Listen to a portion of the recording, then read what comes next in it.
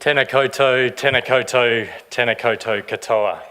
My name is David Chick. I'm the Chief City Planner from Wellington City Council, and it is indeed a pleasure to welcome you out here tonight for the first of three speaker evenings. We have an amazing lineup tonight to speak about the future of our city. Before I do get underway and introduce our Mayor, Justin Lester, I do need to run through the health and safety, so bear with me. In the unlikely event of a fire alarm, please exit the auditorium through the emergency exit immediately behind you. Please walk around the building to the blue mat near the City to Sea Bridge to await further instructions. This building has been earthquake strengthened, but in the unlikely event of an earthquake, please drop, cover and hold. We also have in the building some city gallery staff who are fully trained in a result of an incident. Also, they are also health and safety and first aid equipped as well. Just lastly, the toilets are located in the corridor, and that's just out through the exits just before you entered in through the gallery. As I said, my name is David Chick, and I am the Chief City Planner at Wellington City Council. It is a role that I have been in for 3 years. As you can probably hear from my accent, I am not from around here, but I do call Wellington home. It is a place that I have absolutely fallen in love with and can deeply call home.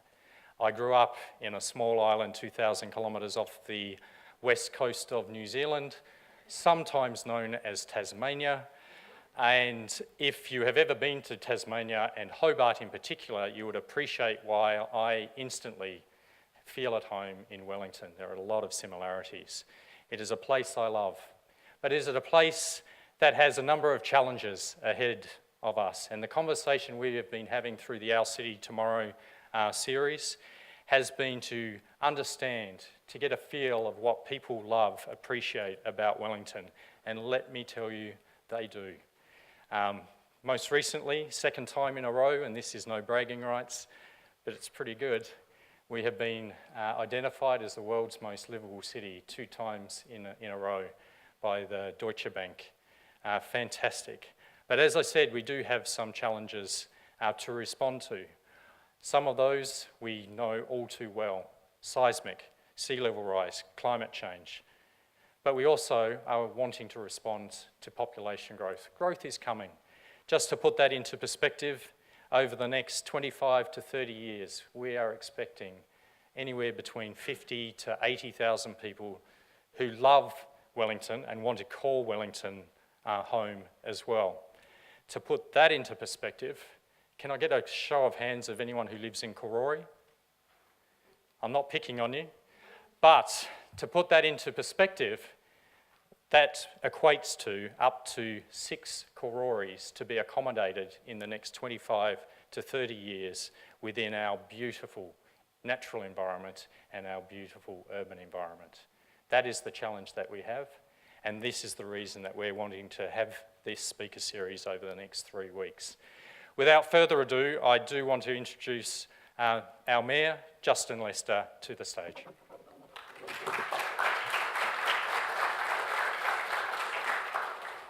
Tēnā koe, David, and I think David deserves a good round of applause. He is an Australian that's embracing New Zealand culture and values, but also the reo. Well done, David, with your Te Reo Māori. So, big round of applause for David.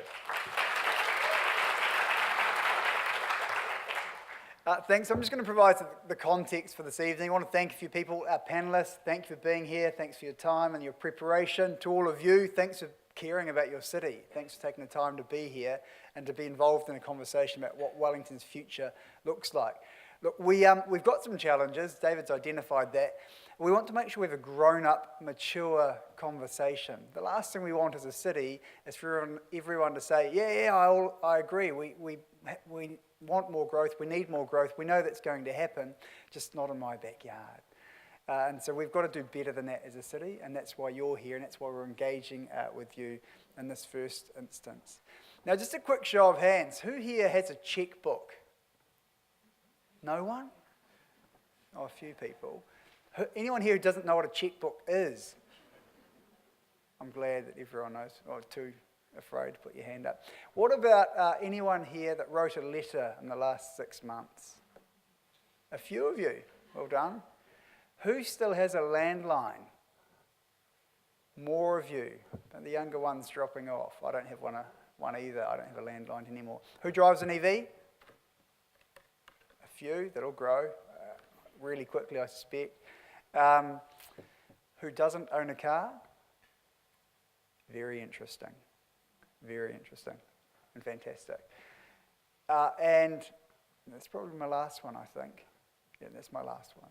We'll stop there. What I want to show is, look, the world is changing really quickly. I remember the first time I went overseas in 1996, wrote a letter home. It would take 2 weeks to get home, 2 weeks if they responded that day to get back. Email wasn't even around then. It was perhaps in some really sophisticated households, but certainly not in mine. The world's changing really quickly. Now, who remembers what they were doing in 2010? Anyone? Yeah, what were you doing in 2010? Louise? I was teaching in the UK, boys' school in West London. Awesome. You made a very good choice. So in 2010, why it's interesting and why I asked that, it's only, 8 years ago. 2010 is really fascinating. It's the first time in human history we had more people living in cities than in rural settings. That is crazy. It's 8 years ago. For the first time in human history, and we're seeing this rapid change towards people living in cities, and likewise in Wellington. And it's expected by 2100 we'll have about 10 billion people living in the world, and 8 billion are expected to be in cities. So they're going to grow and grow and grow and grow. Because what's changed is before, people had to focus on food security around farming to provide their family and their village, their community with sustenance. Now it's around financial security, to get a good education, to live in a place that's modern, that's sophisticated, and that is safe. And we as a city want to attract the best people in New Zealand and the best people in the world to come here, set up their businesses, and have their flourishing ideas, and to do so in Wellington. And we've got some challenges as a city. David's remarked on a few of them. We can't fit everybody in if we keep doing things the same way we have in the past. We can't keep having the same number of cars growing and try and expect that they'll flow through Wellington, because we're not building any more land. We've got the hills behind us and the harbour in front of us. We need to move more people faster and efficiently in the same space constraints that we have. And that's why we're having these series. That's why we're planning for the growth of the city as a future. And that's why we're really proud to have our panellists here today as well to speak about some of the technological and urban changes they're expecting to see. So thanks for your time. Kia ora mai tātou, and good luck.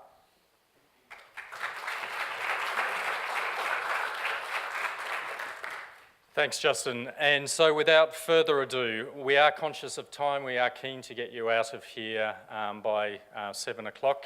As a result of that, I will just do brief introductions to our panel members. I'd ask you to refer to the speaker series guide for a more fuller description of our wonderful panellists. So without further ado, we'd like to hear from Amy Whitcroft regarding data and the new age. Amy.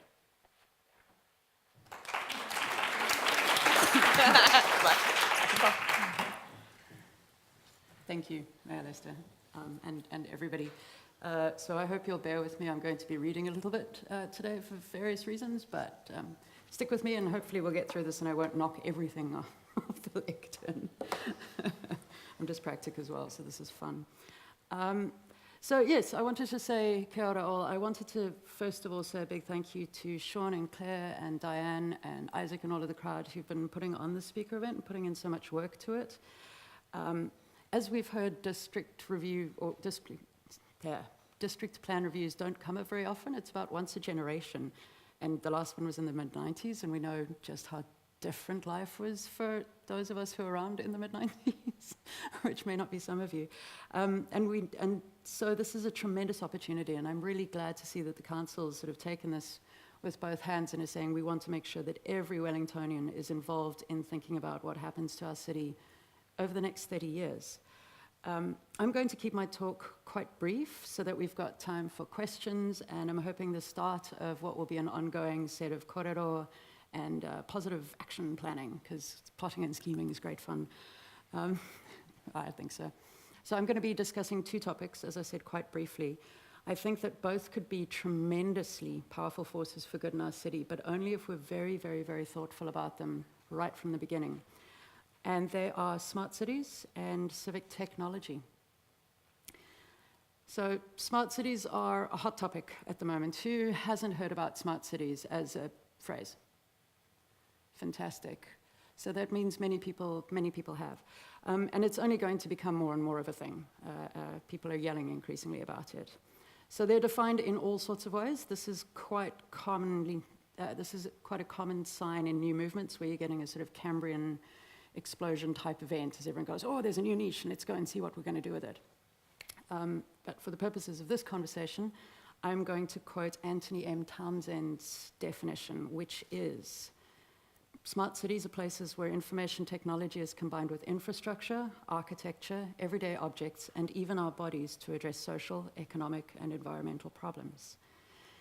At the moment, much of the focus is on using Internet of Things technologies like ubiquitous cameras and sensors and making vast amounts of data with that, and then combining it with big data analysis, which is another great buzzword at the moment, to help improve the efficiency of cities, so how they run. And much of the coverage, as you might imagine, is very positive. It's a very exciting idea, and one we've heard before is let's use technology to improve our everyday lives. Hooray! Woo.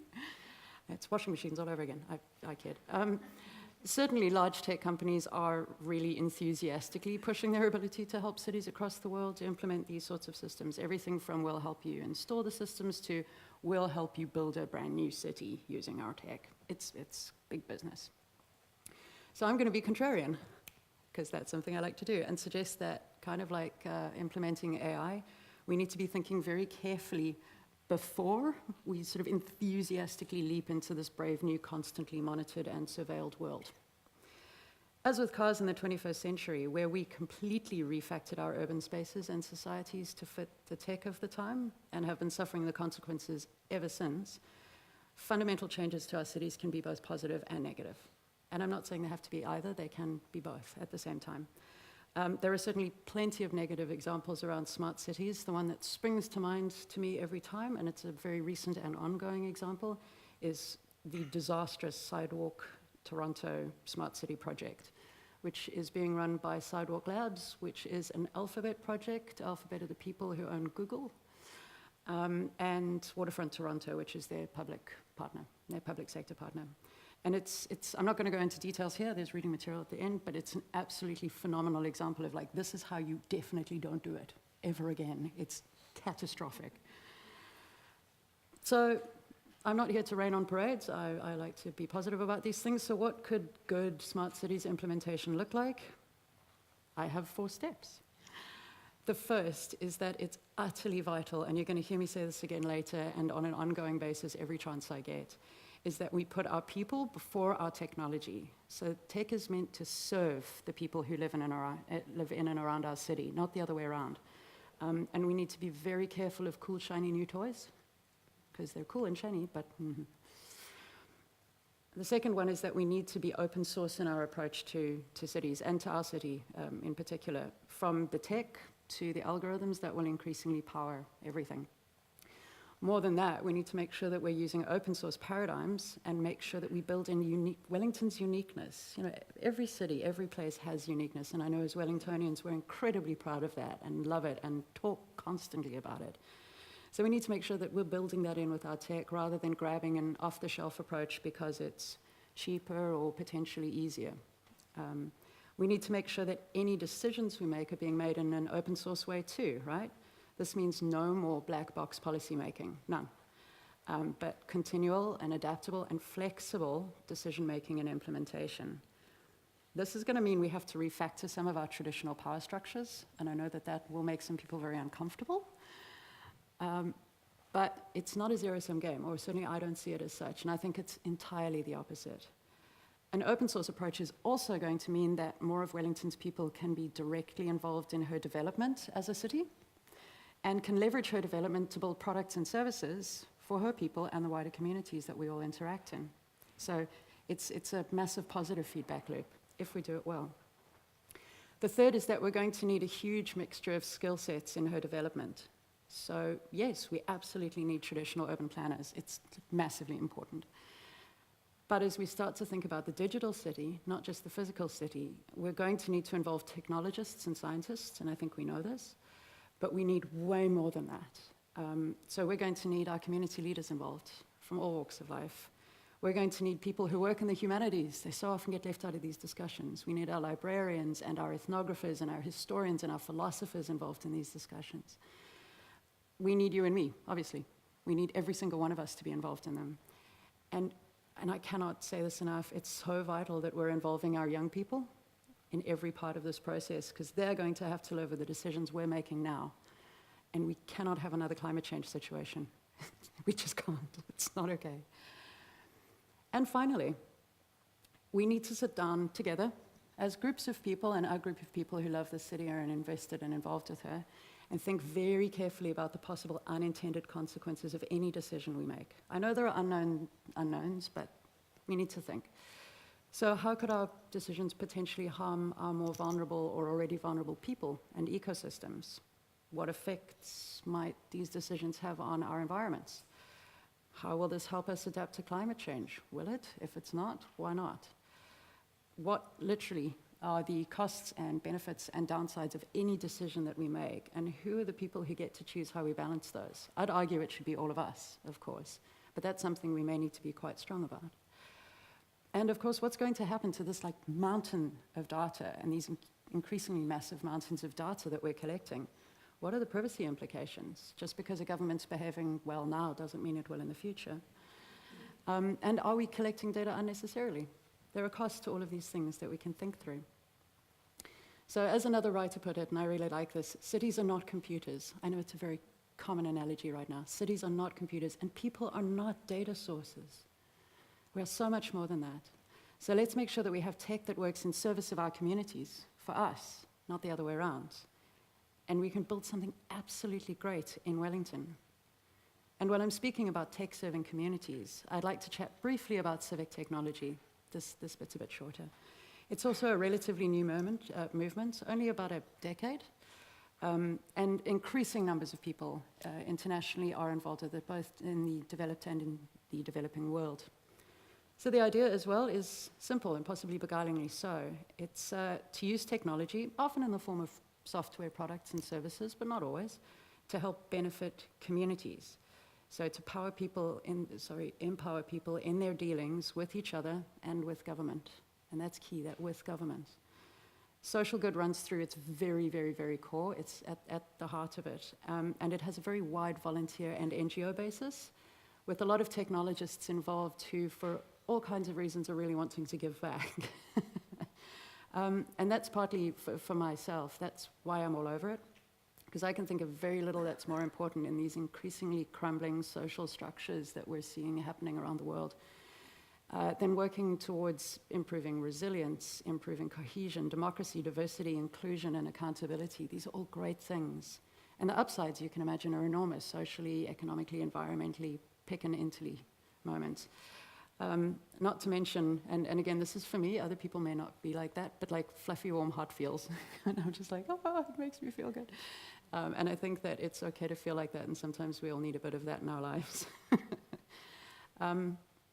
So to put it differently and a bit more seriously, it's a way to help rebuild some of the social infrastructure that has been so neglected for so long in so many places over the years.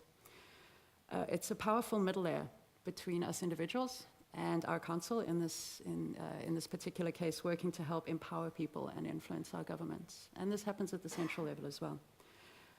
If you're wanting some examples, I would say that Open North in Canada is an example of a civic tech organization that is doing utterly stellar work in this area. But there are hundreds, in fact, I think there are now thousands of civic tech organizations and groups working around the world on this kind of stuff. Another example, just in case you think, oh, this is just a cute, like, we amateur thing, is that an organization called Luminate is looking to invest around $60 million in 2019 alone. That's $60 million US dollars in grants and investments in civic technology around the world, in programs and organizations. So there's definitely something to it. Of course, there are downsides, much as there can be with smart cities. So it's one thing to talk about it, but to get this kind of stuff going and then to keep it going sustainably can get really tricky. Volunteer burnout, as you might imagine, is a major problem. And as tends to happen, one-off projects get set up to sort of test the waters. And they get set up and they get run, but there's a lack of follow-through. What this means is that a lot of the knowledge and goodwill that was generated gets lost. And of course, the prototypes and things that actually got built lie fallow. Nothing much happens with them. So it's a huge waste, really. And of course, because the movement's still quite new, people are still trying to figure out like what it is and what it isn't and how it works. And this is where I have more steps. And this is where localization is incredibly key. It's like smart cities. There's no single cookie cutter approach to doing any of this sort of stuff well, and I'd argue nor should there be. It depends massively on the culture, on the people, on the cities, on the challenges that are involved. And the great thing is there are lots of people around the world who are really keen to share what they've learned with each other and to learn from each other and to keep growing this movement internationally, but also locally.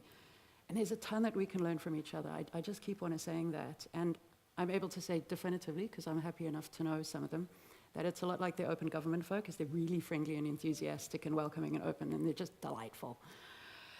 So I'd really like to see, this is one of my calls to action, I guess, for y'all and for the city, is a sustainable civic tech community kick off in Wellington. I think that would be marvelous. And so I've got 3 wee starting points for how to get that going. So bear with me, they're brief. So the first is that people who are interested in this kind of thing or think, oh, I'm intrigued at least, identify each other and figure out how to keep in touch and meet up regularly and start building this. That's fine, that's the volunteer side of it. The second is that Wellington City Council and interested businesses, and I'd really like to see the private sector get a lot more involved in social good initiatives like this, commit to financially supporting these kinds of movements, excuse me, and to actually working with them, not going, oh, bless, and we'll keep doing this here. And the third, and this is also pivotal, these 3 all have to work together for this to be sustainable, is that we reach out to NGOs and community groups actively and work with them as well on an ongoing basis on the challenges that they see and the challenges that they have to contend with daily. We cannot be like, oh, we're some technologists and designers and things, and we're going to solve a problem at a community. That doesn't work, and in fact, it has the opposite effect. So if you're keen, or if any of that has rung a bell, or you have any thoughts whatsoever, I'm a big fan, let me know. I'm going to put my contact details up at the end, and some reading material, and I've got tons more if anyone's interested and likes reading about these things. So yeah, as I said, it's a brief talk, and sorry about the vocal fry. While one can easily see a future where civic tech groups end up forming movements to fight back against smart city stuff, I think that in Wellington we have a chance to do something that's absolutely incredible. We have the chance to have both of them as completely complementary parts of building an amazing city over the next 30 years. One that builds smart, self-determined humans, where we all have autonomy and agency, that works for all the life that lives in and around our city. That's the human and the non-human, because too often people forget about that as well. And that stands as a local and international beacon for urban planning done well. Whereas, as I see it, the physical and the digital city stand together and hold hands and face the 21st century. That's it. That's all I have.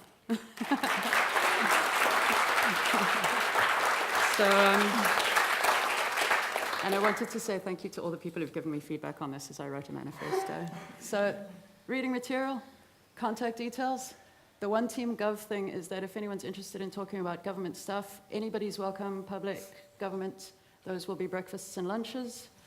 Also, I'll put this up on the internet afterwards. But yeah, so that's all I had. Thank you. Thank you very much, Amy. Fantastic insights and an amazing future aspiration to the way we think about our cities. Music to my ears was this idea that we put people before tech as well. As a designer myself, people are really at the heart of why cities exist. So that was fantastic. We are wanting to try and have a couple of questions. I'd like to lead off, so just to give you a bit of a warning, if you'd like to ask a question, we have a roving mic. Diane will be there. But my question, in your 4 ingredients for smart cities, you identified a bad example. Mm-hmm. What does good look like? So what does good look like for a smart city? Well, that's why I said those are the kinds of ingredients one needs, but nobody's really cracked it yet because it's so new that a lot of people are just into the start of it. We know what not to do, but we're not quite sure what. And what works for another city isn't going to work for us anyway. So it's a bit of a non-answer, but good looks like talking a lot. Is true for Wellington. Yeah, it's a thing. Fantastic. Any questions, please? Richard Norman's my name. I'm at Victoria University Business School. The issue of local technology has been quite debated by NZ Rise, which is one of the groups that is promoting New Zealand-based technology companies, and very Wellington-based as well. And they've had a major argument in their networks about the Productivity Commission essentially finding that New Zealand and Australia are going to lag in terms of big technology development, so we might just all get used to those being imported. Do you have a response in terms of local development in the face of that kind of argument? I have so many, and I'm probably going to have to watch what I say quite carefully. Sorry about that.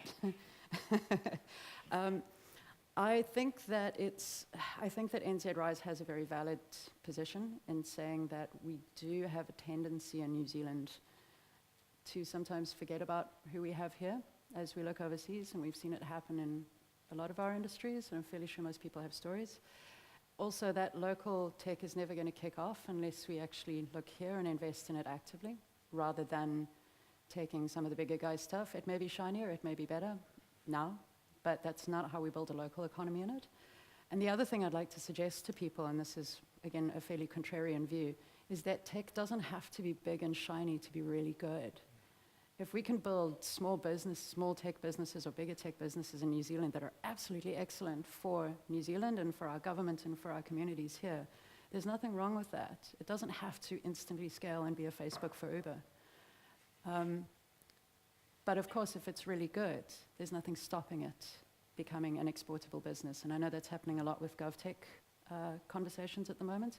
So I see where the Productivity Commission's coming from. I believe that NZ Rise has a strong position there as well, and some strong thought points. But this is the thing, we too often see people battling. I don't often see enough people like getting together and chatting with each other. All right. Thank you very much, Amy. Thank you. I think we'll leave it there. So, round of applause. Our next speaker is Jess Mannins, who is the CEO of Mixed. Jess. Yeah. Bringing my phone for a timer so that I don't blab too much. Kia ora, and really fantastic to follow Amy. I kind of agree with everything that she has to say. But I am just going to talk about technology. Just, because this is what I do. I've been working in virtual and augmented reality for the last, where am I? That's you. For the last 3 years. And it's been a really interesting journey, and I think that when we're looking at the future, it does need to be people first, but how can we use some of this technology and what are we doing at the moment is a really important thing, and I guess why many of us are here, and we work in different New Zealand startups that want to be supported to grow this economy. So this picture here is actually made in virtual reality in a tool called Google Toothbrush. It's fantastic. You get to use your little controller and paint. paint 3D images, and then you can go into any other person's artwork and experience that and walk around it. It's just beautiful, and it's something that I think everyone should have the opportunity to try because it's, it's just good for you. It's good for your well-being. It makes you happy. Now quickly, just so that I make sure I know that I'm speaking the same language, who here has tried virtual reality before? Hands up. Oh, it's so good, yes, 3 years, and almost a full crew. Okay, great, and augmented reality? Okay, that's pretty good. Okay, so those of you that haven't put up their hands or don't know, just very quickly, virtual reality is a complete 3D animated or 360 filmed environment that you're completely immersed in. So, the weird looking big headsets that you put on and, you look a bit goofy and normally there's a politician going, a stock photo or something. So that's virtual reality. Augmented reality is when a digital object is placed within your real environment, so you can still see your real environment, but you might be looking through something like a phone or an iPad, or maybe some augmented reality glasses like the HoloLens. And you can interact with that 3D digital image within that environment as well. So those are kind of the two things that I'm going to talk about. And then I want to kind of touch on some stuff that's happening here at the moment that you probably just don't know about. And then how can we potentially think about this in terms of the future of Wellington and how we're planning. So smarter decision making, health and well-being, and having fun and being bold. So these are things that I really care about. So smarter decision making. Okay, sorry, council. Disclaimer, one moment. We've got to start with the bad first, right? Who can tell me a time that Wellington made a really, really bad decision when planning in a certain suburb and really didn't do a very good job of creating something? Does anyone know what that might be? Yell it out if you know. Yeah, I live in Island Bay, and I swear I had to hide from neighbours, from people, because if they asked you, what do you think of the cycleway? And you don't know, you're like, do they like it, do they not? And are we still going to be friends after this conversation? It was controversial. So yes, the cycleway, great example of how not to do things. But imagine if what we'd done is we'd use virtual reality. Now this is my friend Laura. We were in China last year, and is it going to play? Yes. So she's on the bike, and then you can see what she's doing. She's riding in virtual reality down this little animated path. That could have been Island Bay. We could have spent like $20,000 building this little thing, testing it out, realizing, no, that way doesn't work. Saved a whole lot of money and really engaged people in the process before we went ahead and spent a whole lot more money and made something that now, I still don't know where I'm parking and what I'm up to in that street. Okay, but now, here's something the council did that was really cool. And Sean's here, and I just think, and also Tim, were involved in this. So they're the ones to hit up, but I'm lucky enough that I now have in my team 2 of the developers that worked on this as well. Kind of poached them, which was quite handy for me. So this is 3D model of Wellington. You probably recognise it. It's our beautiful city. This is all in virtual reality. You can see there the controllers, all this data overlaid. Look at this. We can see exactly what's going to happen in different time periods. This is called teleporting, when you kind of use a controller to take yourself into different areas. A fabulous way to be able to really understand data and how it's going to impact things within our city. So cool. We have this here right now. This is a tool. I'm pretty sure more stuff is happening working on it. Yeah, Sean's nodding to me. Yes, more stuff is happening on this. So let's keep using great tools like this so that anyone can understand what is going to happen in 30 years' time when the sea levels rise, and what is that going to look like, Parliament. When's that? When's that, Sean? Is that like 50 years or something? Bit longer? We'll see. So this is just a really fantastic use of this technology, and I would really hope that during this process we're using this tool and allowing anyone in the public to really come in and understand what's going to happen and how could things look, and let's test it out in VR before we actually go and do it. Okay, so here's another thing to talk about, which is really fun. Mental health. 1 in 4 suffers from depression or anxiety or another mental health problem, and it's a real issue for us. We have huge suicide rates. It's nasty, right? It's not cool. And at least the conversation is starting to happen more and changes are starting to happen within our country, but it's slower than we'd like. So how are we planning and how are we going to use technology to help with some of these big social issues like mental health? So there's a little example, and when I talked about AR before, some of you might think of AR and think of Pokemon Go. Pokemon Go went nuts, like crazy. Everyone was out on their phone, looking for catch those Pokemon, Suddenly you see all these people at Oriental Beach crowded on their phone. They were playing that. That's the game that they were playing. A game that got them off their couch from home, got them connecting with their friends together outside, getting that fresh air. A pretty amazing game that actually had a huge impact on people's well-being and mental health. This is some results from people who are playing this game. Something that was a little bit unexpected and maybe wasn't necessarily planned. They were trying to make a whole lot of money through microtransactions and people playing their game. But look at the fantastic benefits that games and entertainment can actually have on your well-being and getting people outside, but also using technology. So how can we start thinking about that in the future? And I know, again, the council has done a fantastic job of supporting another startup in New Zealand who did similar kind of to Pokemon Go, these magical parks. So you can go to parks and it's for kids and they can chase these little, digital creatures and, it rewards them. And it's, again, a really nice way that we're already right now using this technology. So if this is what we're doing now, what's it going to be like in, just 5 years' time, 10 years' time?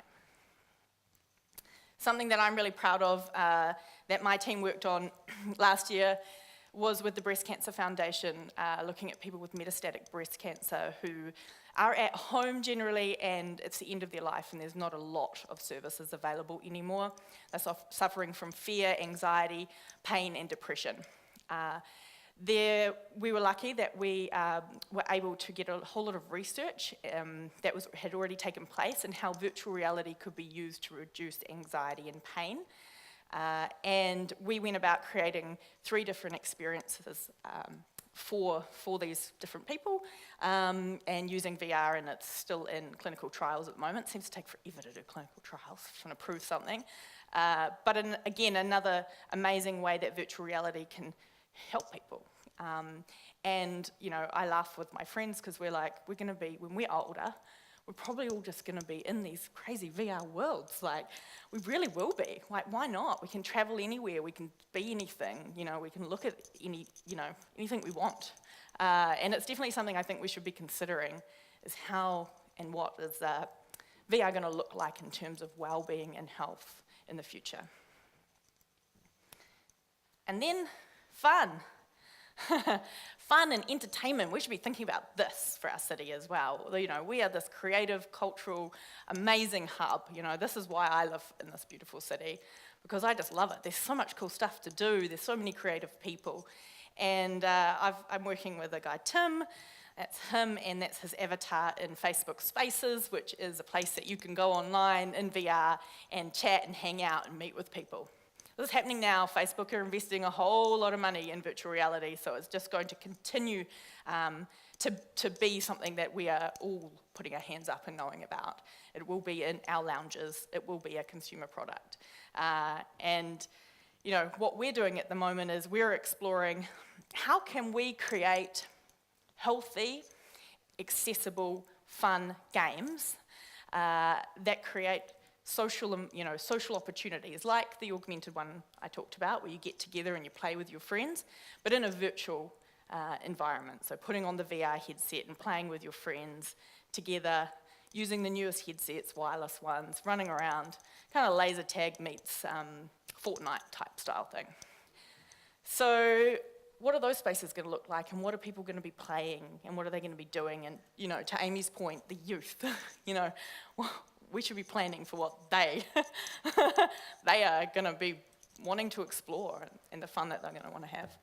And maybe it will look a little bit like this, maybe we'll be going up into the air. This is actually a local Wellington company. Cinti Studios, they make these 3D assets for the game store, Unity Game Store and Unreal Game Store. They're doing a really great job. There's only 3 of them. This little startup, they're ex-Weta people. Incredible, low poly artwork that they use.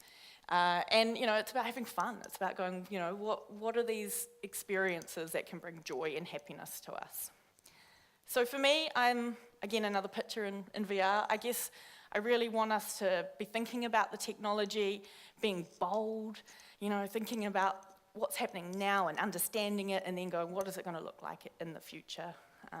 And really caring about making smarter decisions, using it, well-being and health, and being bold.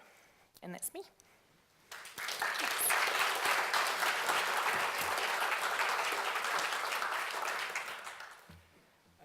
Thanks, Jess. I'm blown away. And while I knew a lot about what we were doing, just seeing some of the amazing things that we can do for people with these types of technology is amazing. Again, I'd be asking some questions. My first question of you, Island Bay. No, I'm any questions from the audience? Because I'm sure that has inspired quite a few questions. Now you're going to prove me wrong, aren't you? Just in the back. Going forward with virtual reality, how do we make sure that it's accessible to everyone? Particularly now that the costs are somewhat prohibitive. How do we make sure that the costs aren't a barrier for people to engaging with it? Yeah, absolutely. And that's a key thing. And even with that work we did with the Breast Cancer Foundation, we were trying to find, the cheapest headsets that were the easiest to use, that were wireless, didn't require Wi-Fi. So, we were looking at an age group of average of 65 years old, so it was quite a different one. And thankfully, the big guys are all investing. So Google, Facebook, they're all putting a lot of money into this, and there's a bit of a competition on, so that's just going to continue to push the prices down. Some of the latest headsets that are all-in-one headsets, so you don't need to be tethered to a computer, are $400. So that's where we're at right now. So that really is starting to get to a price where people will be getting them for Christmas. They will be having them in their homes. In terms of the spaces that I'm working on and trying to create at the moment, and I was very lucky to have support from Wellington City Council over the last few years with Projector, it's that we were able to have really cheap or accessible events and bring all of the technology in and allow people to try it, no matter who they were, think events for children, anyone. And those kind of things help, that enables people, to give things a go. And then for us trying to find really unique business models so that the technology can then be really accessible and it's cheap for people to come in and try it and play. One last question here. Kia ora, thanks very much, Jessica. One of the areas I'm really interested in seeing this extend is in the glamour sector, galleries, libraries, archives, museums. And do you know about what's happening to actually enable larger institutions to offer this for, friends who take part for all the rest of us who go into places? Do you know if there's moves to actually get that going? So, okay, sorry, do you mean in terms of getting more places to have, like Te Papa has with Mahuki, for example, there? Well, I'm thinking of that thing of, say, you've got an exhibition that's in Wellington for a limited period of time. It's like wonderful paintings, they come and they go away. But there's all the people who don't get to see them, whether they can be captured, whether you can have exhibitions that keep people use the headset, whether you can have those that travel out to remote areas. Yeah. That type of thing.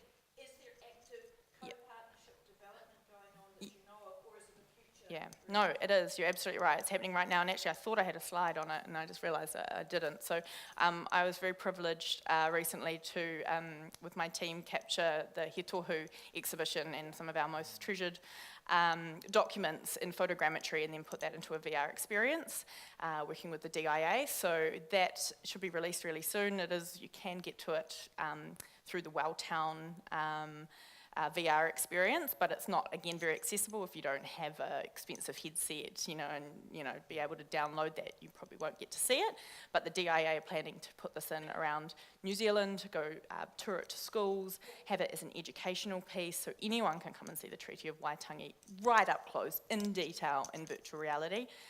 So that's happening now, which is pretty cool.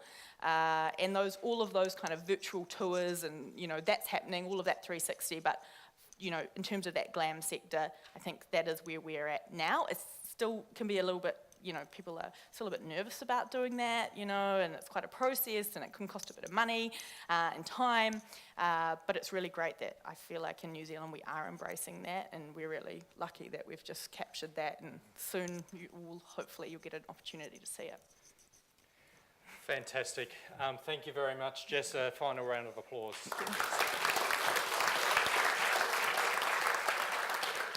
It's really exciting in terms of, as you've heard, we are thinking very much about how we use these types of technologies to think about, plan our city, and the way we engage with our communities as well. Now is a time for us to take a short break, take a bit of refreshment out in the foyer. Also, just like to highlight, if you have any questions that you don't feel have been answered today, feel free to grab our panel members. Also, there are some panel boards out in the foyer as well to start putting down some of the questions you have in the way that you think we need to address. And when I say we, it's we. It's not just Wellington City Council. And hashtag our city tomorrow. Yep, exactly. So really encourage you to do that, put your thoughts out there. This is really the start of a bigger conversation. So please take about 5 minutes and be back here seated in about 10 minutes. Thank you very much.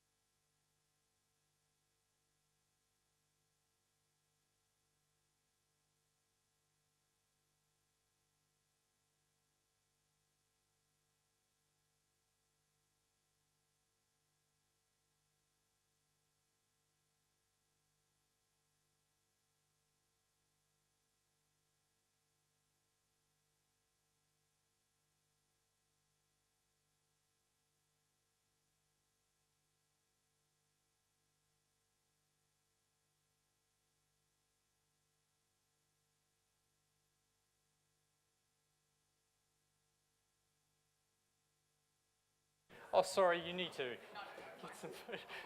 Do you want me to get you some food? We'll just get back underway. Our third speaker is Hiria Tarangi. I'd like to invite her to the podium to discuss social enterprise in the built environment. Hiria.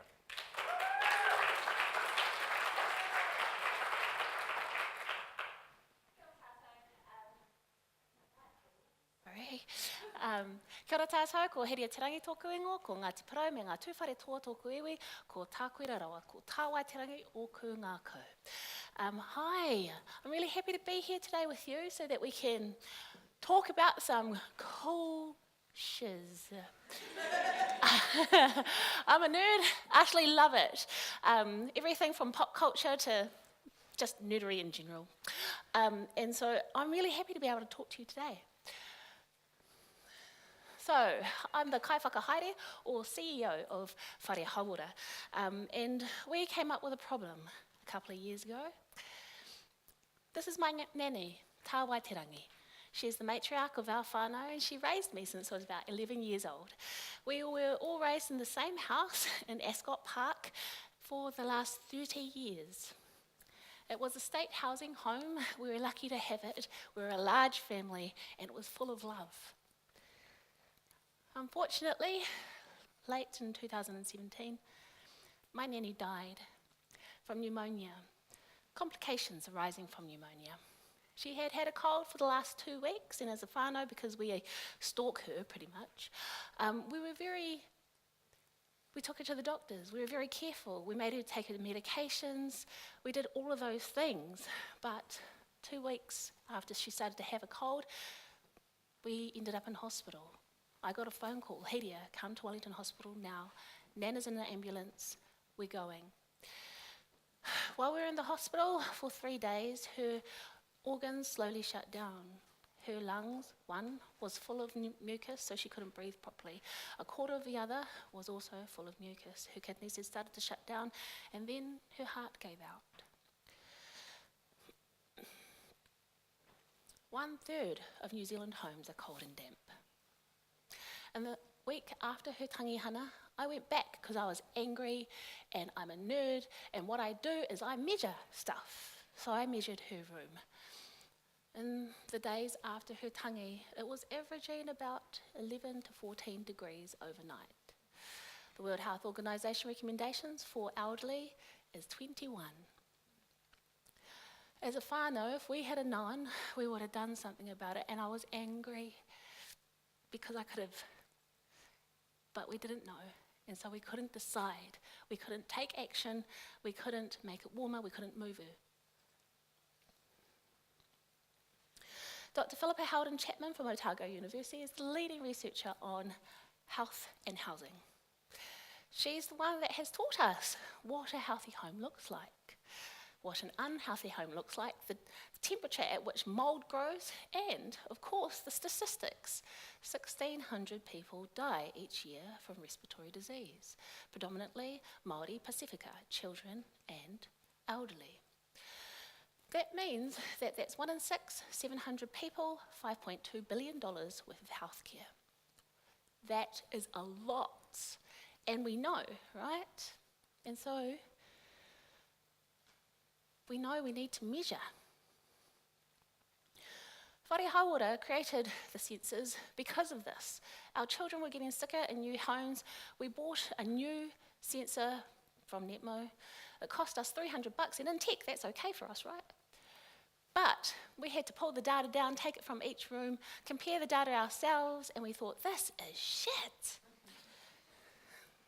And so, myself and the ladies of Amber Craig and Brenda Wallace, we built this. Well, this is how it works, sorry.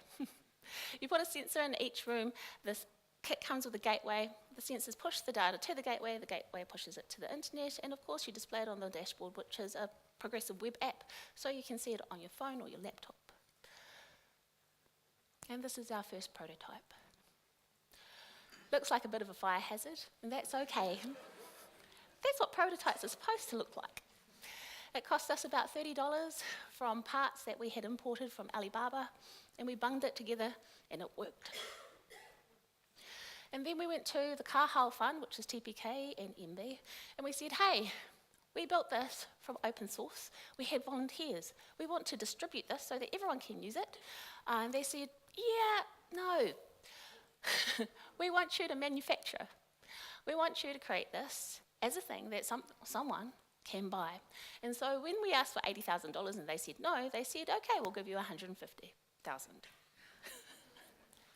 And this is what we produced. So this particular kit was built in New Zealand using our open source designs, our open source code. The cases are off the shelf, but it's expensive. We built 40 of these, and they're about $550 each. That is no good for our low socioeconomic families. This particular kit also won the People's Choice Open Source Award in 2018. So we did a pledge me, because we'd run out of money by then. We sold 206 kits, raised $40,000. And I took some of that money, and I went to China. And this week, we got this.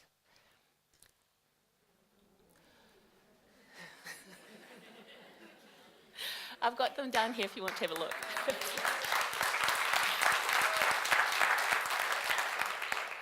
Now, I can't take all of the responsibility, right? Because all I did was fly over there and convince them to change their firmware. That's it.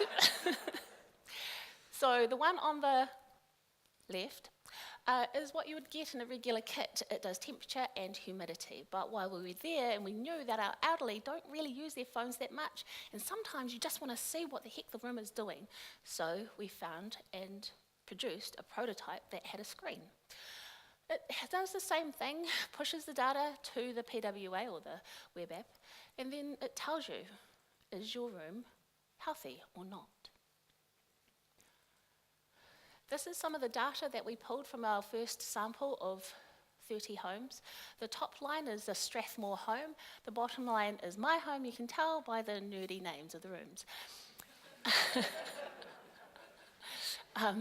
Our Strathmore home is from owner-occupier. She actually did not want sensors in her home. She thought that her people that she took care of in her community could do with them better.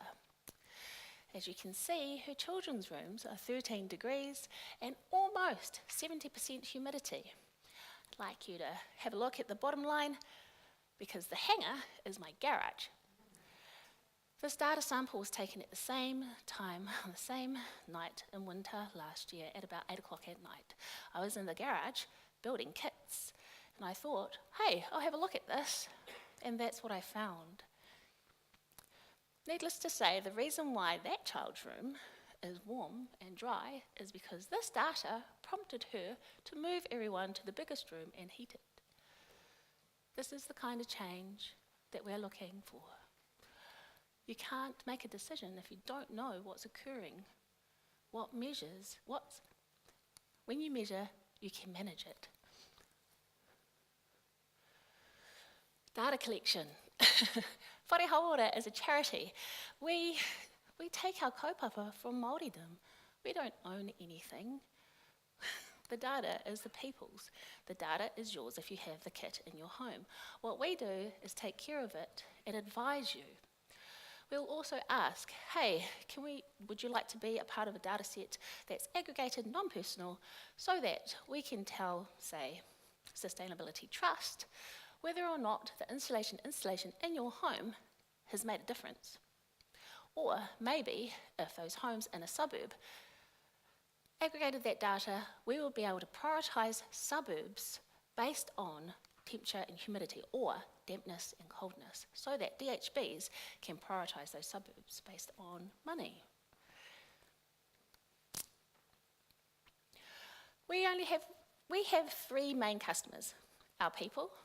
So we measure our whānau's health within the homes, we give them next steps with a notification, and then we refer them to community organisations like Sustainability Trust, or perhaps ICA, or perhaps the Electricity Retailers Association, so that those community organisations can help them have long-term fixes to their housing. for our community organisations, especially if they're doing insulation installations, ooh, I've done that quite a few times, haven't you? We help them by being able to measure the home before the installation or the change has occurred and after, so they can have a comparative and know the value of that installation. Nationwide benchmarking. This means that if I wanted to know in the Bay of Plenty, the prioritised suburbs of, say, I would want to know all of the homes that are state housing New Zealand homes that are older than or younger than 1980, and then prioritise suburbs based on temperature and humidity, I would be able to do it. And then I'd be able to compare city to city, or even suburb to suburb. The data's all there. We can also tell people if homes are World Health Organization recommendations compliant, and we also record healthy home standards. It's one thing to say, yes, I've got the tick, I've got 120 mils of insulation in my roof, but my temperature is 18 degrees, or maybe it's 16 degrees. You don't know, do you? So we allow people to take photos and to record when they had insulation installed, and then we did give them the comparative of the data so that you actually know what it means for you. And we're building it at the moment, have an API platform, because this amount of data, well, you can't PDF it. You really need an API, especially if you're going to do nationwide benchmarking, right? And so we'll create that too. Thankfully, we've had the help of some really good people over at Dragonfly Data Science. Because we believe in, I'm the nerd, happy to create the thing, create the platform, get everything up and running, but we should reach out to those people that know best in their fields of expertise. This will be a subscription-based data platform, and we will charge organisations for it. What we will also do is split half of the profit from that with the whānaus that are in the data set. And we do that to teach people that their data is valuable. They might only make $3 a month, but it's $3 that they didn't have to earn, and then it'll make them think, what does Facebook know about me? What does Twitter? Why aren't they giving me money too? Imagine that. Because we built this thing for the people, for our past and for our future. We can't keep going the way we are going. We must make change now. Thank you to the Kahau Fund for funding us, and kua motu. Kia ora tātou.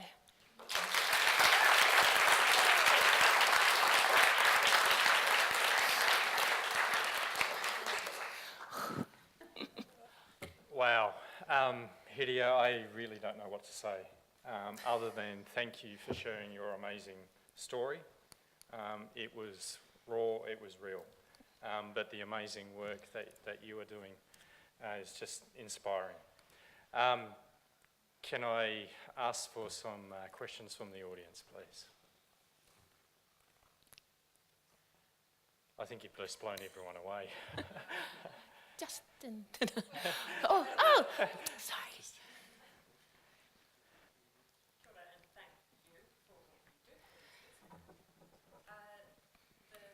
The idea that you can't have your people's data is pretty potent, and I think picks up on what you were talking about.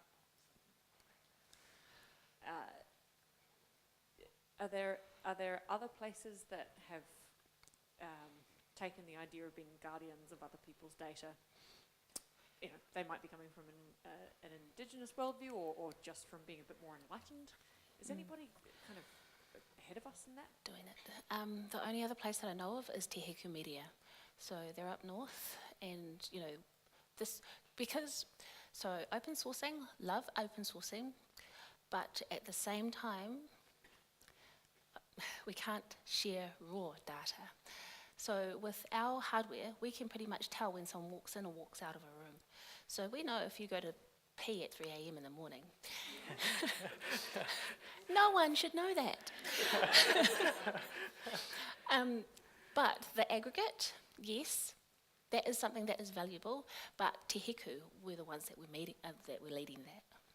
I believe Diane Robertson is going to be doing quite a lot of efforts to get collective data sharing for social good. Yeah, in it's the community. relationships and Yeah, policies so, and regulations. Yeah, there's definitely a start. It's spawned, it's begun, because obviously it's very important to share, and the Gollum effect has taken over. But we could do so much for sharing, data, Yes. particularly in social causes. And it's just the transparency around it, what could possibly happen, and being able to decide, right? And actually, people are prepared to share it if there is governance, and that governance is not complicated. And once that's, they know it's safe and it's going to be used for good, they'll share happily. Yeah, Laura Black of Southern Methodist Mission down in South Island was doing work with their NGO and looking at both the clients that they were working with and the improvements or not from the work. And that was always by consent, but it was aggregated and was shared as a reporting sort of function so that people could actually monitor. Are the interventions making a difference?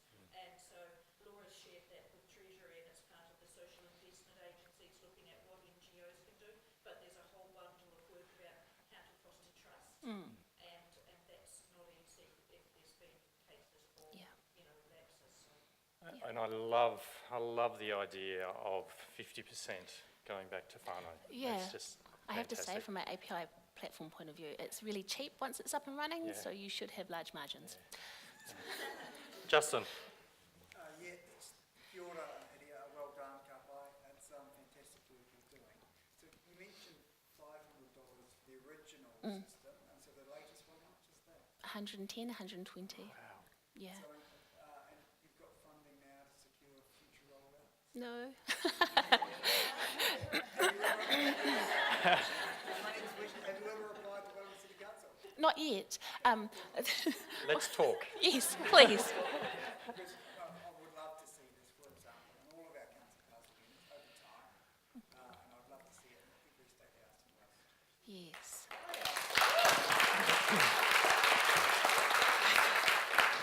Thank you very much, Hiria. Thank you. Our final speaker tonight is Tim Packer, who will be speaking on using technology to create better environments.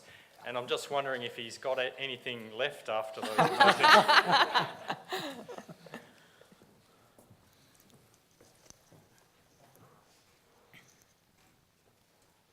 I don't have anything left, I have to be honest. Look, I'm just really grateful to be here to talk to you all, and really humbled to be sharing the panel with you awesome people. They were just awesome presentations, and honestly, you've stolen all of my thunder. So it will be a short presentation, but I'd like to comment on these presentations. Amy, you covered some of the points of smart cities. I'm a smart city practitioner. I'm also a community gardener who practices permaculture. Has anyone heard of permaculture? Brilliant. That's awesome to see. For a start, permaculture is about caring for earth, caring for people and fair share. And the only thing I'd add to the caring for people bit is we need to care for the earth as well, because if we don't do that, we're screwed, right? But Amy, in terms of the precaution and caution we need to put around smart cities, that's, I think, one of the biggest topics. What I'll be talking about here today is really that the tech has advanced so amazingly and so quickly that we're not quite ready for it, and how we apply it is something we need to put the appropriate level of governance, caution, privacy, sovereignty, all those sorts of things, so that we can apply them properly to help make more informed decisions. And you talk about shiny toys, and I have to admit I've been part of that game for so many years, but I think we've been through a necessary learning process where we actually see a shiny toy, and we actually try and find out what that shiny toy can do, and then we work out how we can apply it, and if we can keep applying it to actually help us do better things for people. So, those things. And thanks for covering all that, because I don't need to cover it. In terms of a definition for smart city, I really don't like making definitions, but I think after so many years working at I like simple definitions, and for me, smart cities is just about using tech to help make more informed, more collaborative decisions, right? Whether that be for cities, with cities, or within cities, it doesn't matter, right? So I think smart cities as a trade and a practice and as a technology evolution is moving along quite happily, and maybe I can give a bit of a report on that. Jess, so good to talk about VR and experiences, and we had a fair bit to do in my old days with the digital city model that we built. And I tell you what, whenever we put someone in a virtual reality headset and showed them boring car parking data in a city, everyone was so excited. So, you know, the ability of these technologies to actually tell a better story and to provide people of all ages and all demographics the same story, I think is really useful, right? So, you know, I think it is the way to go, and I think, as Jess said, as the technology catches up, we'll see more and more of those mediums being used to help us make more informed decisions, and more importantly, I think, to consult around those decisions and get the proper amount of feedback. Harrier, mate, I'm so humbled by the use of your technology. It's just amazing. And to me, that's just a really great example of how you can apply tech for good, right? And, you know, I think in that regards, a lot of what I'm focused on now is how we actually apply the data from that tech into context with other things. So, again, Justin, Mayor Justin, you stole my thunder on a lot of the macro facts, but I will go through some. You know, look, people are always on the move, but actually there's a lot more of us moving now, right? And most of us are moving to the cities. So over 55% of us now live in cities, and I think by 2050, 68% of us will live in cities. That's 6.8 billion people living in the cities. And at our current run rate around the world, it's 150 million people moving into cities every week, all right? So that's pretty staggering stuff. And in terms of the issues that are being caused, that rapid growth is really putting quite big pressures on our infrastructure and our services. It's creating bigger gaps in social inequality and really stressing the agencies that are helping those in need. And it's creating bigger issues for resilience and those sorts of things. Climate change is already here, right? Last year was the 4th hottest year on record on the planet, right? So we're already hitting that impact. How do we deal with that? I think technology can in some ways help. I think simultaneously we are actually entering a golden age of technology. We've been through many, many years of the promises of technology, and in my experience I think we're starting to see the benefits of those technologies and how we can apply them. We are seeing sophisticated sensor devices, much like Harriers, and enormous computing power that even small companies can afford to actually turn data into meaningful insights, right? And techniques like machine learning and AI can provide insights from data we've never seen before, right? I've actually lost my slides here. Here's a really good example of an application of AI for good. So this is a project one of my teams did. We worked with Victoria University. They deployed 50 bush recorders around Wellington, recorded terabytes, thousands of hours of audio. And then we pumped that into Google's deep learning platform. Each one of those dots actually is a visual representation of an audio sample. And then through a training process, which didn't take too long, you see the clumps forming. We're actually able to identify birds by species. So in the current practice, a lot of counting of birds by species is just through audio with the ear. With these sorts of tools, we can actually reliably count birds by species, which helps things like predator-free to actually determine the impact of some of those predator programs. And I think when you talk about volunteer programs, much like predator-free, the best thing you can do is provide real-time feedback to communities on the impact of their efforts, right? So we did a lot of work on machine learning. We applied acoustics to birdsong. We actually also, for city safety, detected counts of screams and breaking glass to try and understand better about the patterns and behaviours of those problems in cities, right? We applied computer machine learning to actually count cars by categories so that we could help city transport operators run those real-time transport networks better or actually plan for those. We've proved that you could deploy sensors to measure air pollution on every corner in the city. We proved that you could put water sensors in the water right now to measure E. coli and actually trigger on E. coli events immediately and then raise warnings to swimmers, right? So we did quite a lot in terms of how you can apply technology, and I think in my experience, one of the standout projects for me in recent times was working with Wellington City Council's community welfare team. By bringing together a range of social and asset data sets, we were able to help the council and partner agencies to collaborate to help those in need. So it was really the power of grabbing data, bring it into context, and help putting it in a forum that agencies could collaborate on, elevate their conversations, and then make more informed and more collaborative decisions. So not to ignore what Amy brought up about the governance factor and the caution, because these are all nice experiments. Now we need to think about how we apply these tools in such a way that's responsible and good for people, right? But I can tell you the technologies are ready once they get wrapped around with those things. I think the tech's amazing and it's ready for prime time, and it's started to be deployed for some good purposes. But for now, I think a lot of it's been deployed in pockets and in silos. And I think that's because traditionally we kind of run cities in operational silos. We have parking departments, we have lighting departments, we have transport departments. And unfortunately, a lot of the data that's created by those operations are being left in those silos, and I think that's a missed opportunity. Because our cities are complex, they don't work in silos, right? You see, the physical, social and natural systems of our city are connected intimately into a complex ecosystem, and they directly affect each other. I really don't think we're going to solve transport congestion just by looking at roads alone.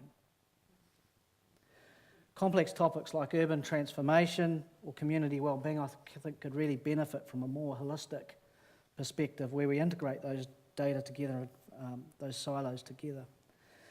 Now, I want to show you one more example, and it's my happy place. This is my community garden. This is 5 minutes from this venue, tucked on the edge of the town belt. It's where I volunteered at for quite a while. It's called Innermost Community Gardens. It's beautiful, it's regenerative, it's naturally biodiverse, socially diverse, and provides so much benefit to so many people and so many species in so many different ways. Apart from this being a shameless opportunity for me to promote community gardens, it's also an example of something that provides so many benefits that today aren't measured well by any city. And therefore, perhaps the opportunity to plan for them in a broader city sense is constrained. You see, I love gardening. I'm not so keen on roses. Sorry, my wife's up there, she loves roses. But they're pretty, and we like pretty gardens as well. But I love growing awesome salad crops and nutrient-dense plums and passion fruit and even bananas. And yes, we're growing bananas in Wellington now. But aside of all the benefits I get as a gardener, I know green spaces and trees can block airborne particulates, dust, really well. And there's growing scientific evidence that dust that comes off cars is really bad for us, not just for our lungs, but also for our brains. So if we understand those risks and can measure the benefits that trees provide against those risks with sensors, then perhaps planning for green spaces would become integral to a broader plan to develop healthier city transport networks. And when we implement those, then perhaps we can measure the effectiveness so we can actually report back on the impact of our projects more effectively. So breaking down data silos and bringing data together for a broader perspective seems like the right way for things to go to me. That's something we're working on right now in Bucket Labs, my company. We're bringing data together from council and trusted providers such as Stats Data Ventures to provide broader perspectives on pressing topics like medium density housing, healthy streets and car parking programs to support our city practitioners and decision makers. We're big on reducing waste and inefficiencies, so we're working on tools to mix and understand complex data more easily. Consider them much like recipe books. I like the whole term recipes because we want to actually repeat these recipes from city to city to city. There's no reason why we can't. And then perhaps we can create smart regions and then a smart nation. And I think that's the right way to go. So in summary, I think the ability to measure more things is good, taking into consideration the constraints and the caution we need to put around those. Providing trusted and insightful data to break down silos with broader perspectives, I think will actually help us make more informed and more better, maybe not more better, but broader perspective decisions. We can value green spaces much like we do any other city asset. There's a tree in London, good old-fashioned London plane tree, that's valued I think at £1 million a year, based on its CO2 sequestration, its heat reduction, its water diversion. And that's just its ecological services, not its mental well-being and community well-being benefits, right? And I believe we'll find ways to improve our quality of life and our community well-being with yet even more people if we can do that. Thanks.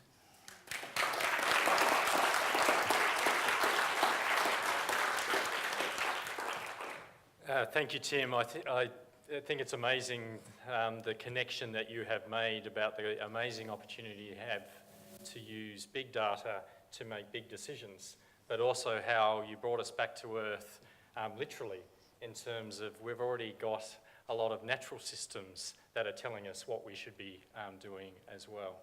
So thank you, Tim. Do we have some questions in the audience, please? Yeah.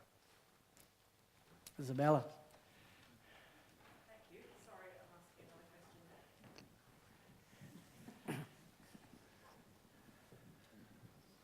Get away without using this. We've just heard that the very, very sensible and well-meaning people in charge of investing in roading in Wellington back 10 years ago calculated the benefit of the inner city bypass and all the costs thereof, reckoned it was the good thing to do, went ahead. Turns out that it wasn't. I'm thinking, can tech help us make these complex calculations about whether things are, in the final analysis, the right thing to do or not? Or ultimately, is that some kind of political decision where at some point we have to kind of cast off from the data and go, we're just going to have to put a stake in the ground here? I think there's a balance, and I think if you don't have good data to support decisions and measure decisions, then politics and emotion will always overrule those, right? So the concern I've got is that if you don't have enough data, then we're just going to have emotional decisions, right? With the right data, and I think we can get the right data, then we can have a more balanced view of that. The challenge we've got is that these are really complex systems, right? I mean, we're just learning that cities are so complex that they're just not black and white anymore, right? And a lot of our cities have been built by engineers and I was one of them, where you grow up, working on a black and white blueprint. If it's black, it's white, and if I can measure this, then I know that it's working, all those sorts of things. But our cities are just way too complex. So we're going to be able to provide more insights, but by their very nature, they're just so complex that it'll be hard to actually measure everything. Yeah. One final question. Congratulations on the innermost gardens. I live in Mount Victoria.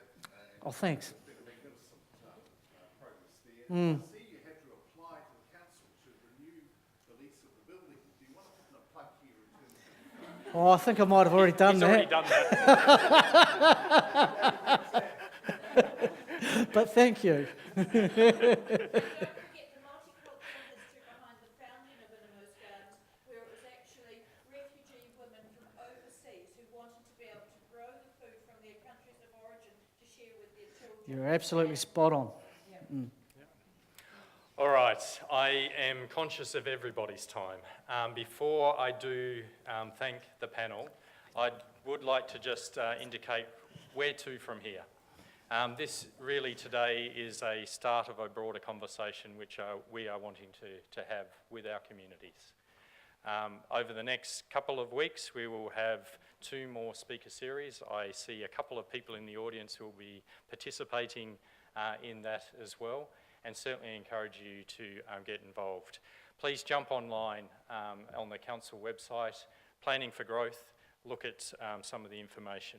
This is a bit of a soft launch to start some of the conversations we're wanting to have about the future city that we want, particularly how we focus what we do in the future on the very people that inhabit our places and spaces. So please jump on board. We are wanting to release in a little bit of time some scenarios, and I would stress those scenarios are not solutions. They are intentionally designed to start questioning and ask where you think the trade-offs, the decisions, the big moves that we need to make in the way that we think about our city is designed. So I encourage you to get on board and look at that. Can I please really thank our panel members tonight, Amy, Jess, Hidia and Tim. Thank you very, very much.